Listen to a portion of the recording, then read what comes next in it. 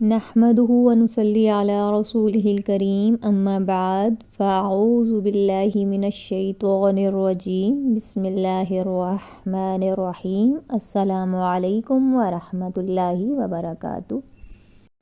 آج ہم سورۃ بقرہ کی آیت نمبر 20 کا لفظی معنی، ترجمہ اور تفسیر دیکھیں گے۔ تو چلیے شروع کرتے ہیں۔ اعوذ باللہ من الشیطان الرجیم بسم اللہ الرحمن الرحیم۔ یکادو قریب ہے، یکادو یہ لفظ قرآن میں 6 بار استعمال ہوا ہے۔ اس کے معنی ہے قریب ہے۔ البرق بجلی، برق کہتے ہیں بجلی کو، اور اردو میں بھی ہم یہ لفظ استعمال کرتے ہیں برق رفتار، برقی رو اور برقی کمکمے۔ یختفو، یختفو یہ قرآن میں یہ لفظ صرف ایک بار استعمال ہوا ہے، اور خطفہ کا معنی ہوتا ہے جھٹکے سے اچک لینا، اتنا اچانک کہ پتہ بھی نہ چلے اور کام ہو جائے، جیسا کہ ہم اردو میں کہتے ہیں کہ پلک جھپکتے ہی ایسا ہو گیا، یعنی بالکل اچانک ایک لمحے کے اندر کچھ ہو جانا۔ تو یختفو وہ اچک لے، ابصارہم ان کی بصارت، ابصار بصارہ کی جمع ہے، اور بصارہ کا مطلب کیا ہوتا ہے بصارت، اور آگے لفظ کیا آیا ہے ہم یا ہم، جب بھی کسی لفظ کے آخر میں آتا ہے تو اس کا مطلب ہوتا ہے ان کا، ان کی، ان کے، اپنا، اپنی یا اپنے۔ تو ابصارہم ان کی بصارت، کلما جب بھی، اضاء اردو میں بھی ہم ضیاء کا لفظ استعمال کرتے ہیں، جیسے کچھ لوگوں کا نام ہوتا ہے ضیاء الحق، ضیاء الاسلام وغیرہ، تو ضیاء کا مطلب ہوتا ہے روشنی۔ تو اضاء روشنی کرتی ہے، یعنی وہ برق، وہ بجلی جب بھی روشنی کرتی ہے، لہم ان کے لیے، لام زبر لا کا مطلب کے لیے، اور ہم ان کے لیے، مشاؤ وہ سب چل پڑتے ہیں، مشا مطلب چلنا، اور واو الف جمع کی علامت ہے۔ مشاؤ یہ لفظ بھی قرآن میں صرف ایک بار استعمال ہوا ہے۔ فی ہی اس میں، فی کا مطلب ہوتا ہے میں، اور یہ اردو میں بھی ہم استعمال کرتے ہیں فی الحال، فی الفور، فی الحقیقت وغیرہ۔ اور ہی یہ اس میں ضمیر ہے، اور یہ پیچھے کس کی طرف اشارہ ہو رہا ہے برق یعنی بجلی کی طرف۔ تو فی ہی اس میں، وا اور اذا جب، ازلما، ازلما اندھیرا چھا جاتا ہے، اردو میں بھی ہم استعمال کرتے ہیں ظلمت، ظلم، ظالم، مظلوم وغیرہ۔ علیہم ان پر، علی مطلب پر، اور ہم ان پر، قامو تو وہ سب کھڑے ہو جاتے ہیں، قام مطلب کھڑے ہونا، جیسے ہم اردو میں بھی قائم، قیام، مقام یہ سارے لفظ استعمال کرتے ہیں، اور واو الف جمع کی علامت ہے، تو قامو وہ سب کھڑے ہو جاتے ہیں۔ وَلَوْ وا کا مطلب اور لو کا مطلب ہے اگر، وَلَوْ اور اگر، شاء اللہ، شاء کا مطلب چاہنا، اور اللہ کا مطلب اللہ، اردو میں بھی ہم انشاءاللہ اور ماشاءاللہ یہ لفظ استعمال کرتے ہیں۔ تو شاء اللہ چاہے اللہ، لذہب، لذہب یہ لفظ قرآن میں 8 بار استعمال ہوا ہے۔ تو لام زبر لا یہ فعل کے شروع میں تاکید کے لیے استعمال ہوتا ہے، اور ذہب کا ترجمہ ہے لے، وہ گیا، یا کہیں پہ وہ لے گیا بھی ہوتا ہے۔ تو لذہب البتہ لے جائے، بسمعہم بازر بی کا مطلب ہے، آپ کو بتایا تھا کہ بازر بی کے بہت سے میننگ ہوتے ہیں، تو جملے کے اعتبار سے پھر اس کا میننگ استعمال کیا جاتا ہے۔ بازر بی کا مطلب جیسے کا، کے، کی، کو، پر، ساتھ وغیرہ، تو یا بازر بی کا مطلب کو، سمعی سماعت، اس کا مطلب ہے سماعت، اور ہم ان کا یا ان کی، یہ آپ کو ابھی بتایا ہے میں نے کہ ہم یا ہم کا مطلب کیا ہوتا ہے ان کا، ان کی، ان کے، اپنا، اپنی یا اپنے۔ تو بسمعہم ان کی سماعت کو،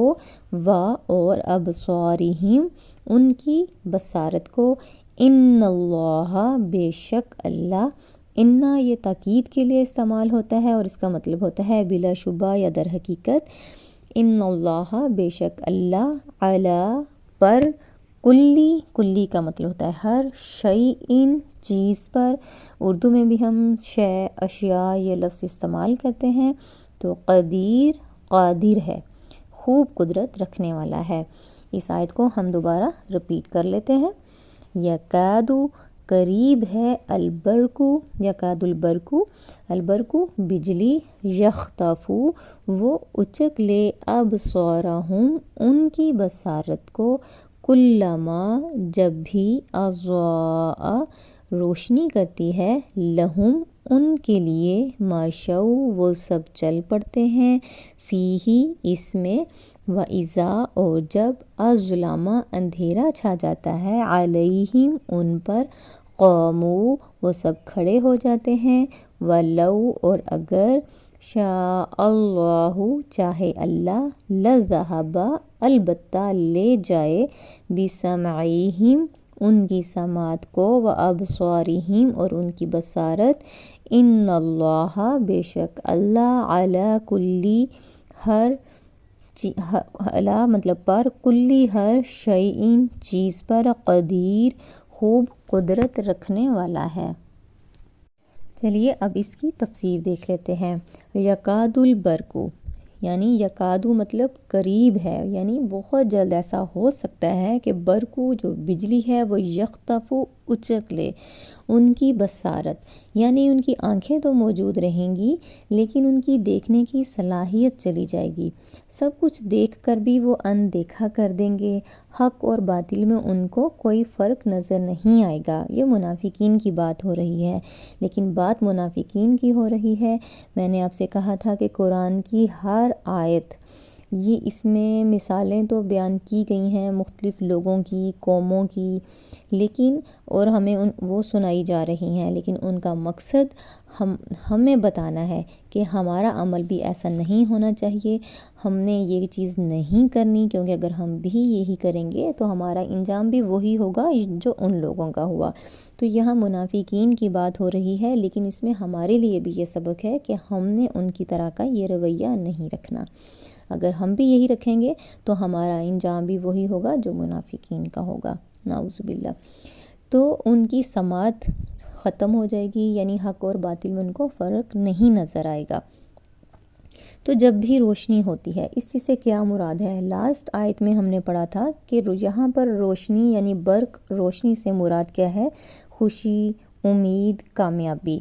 یعنی جب بھی مسلمانوں کو کوئی خوشی یا کامیابی ملتی ہے، کہیں سے کچھ فائدہ حاصل ہوتا ہے، تو یہ جو منافقین ہیں یہ مسلمانوں کے ساتھ چل پڑتے ہیں۔ یہاں لکھا ہے نا کہ جب روشنی چمکتی ہے تو وہ سب چل پڑتے ہیں اس میں، اور جب اندھیرا چھا جاتا ہے تو وہ کھڑے ہو جاتے ہیں۔ اس بات سے کیا مراد ہے؟ اس سے مراد یہ ہے کہ جب بھی مسلمانوں کو کوئی کامیابیاں، خوشخبریاں ملتی تھی، کہیں سے کوئی فائدے حاصل ہوتے تھے تو وہ مسلمانوں کے ساتھ چل پڑتے تھے خوشی خوشی، لیکن جب بھی اسلام پر کوئی مشکل وقت آتا، کوئی پریشانی آتی، کوئی آزمائش آتی، کہیں کچھ جان مال اپنا لگانا پڑتا تو وہاں وہ پیچھے ہٹ جاتے تھے، پھر ان کو ایک مصیبت لگتی تھی کہ یہ کیا مصیبت ہے، اسلام لا کے ہم کس چیز میں پھنس گئے،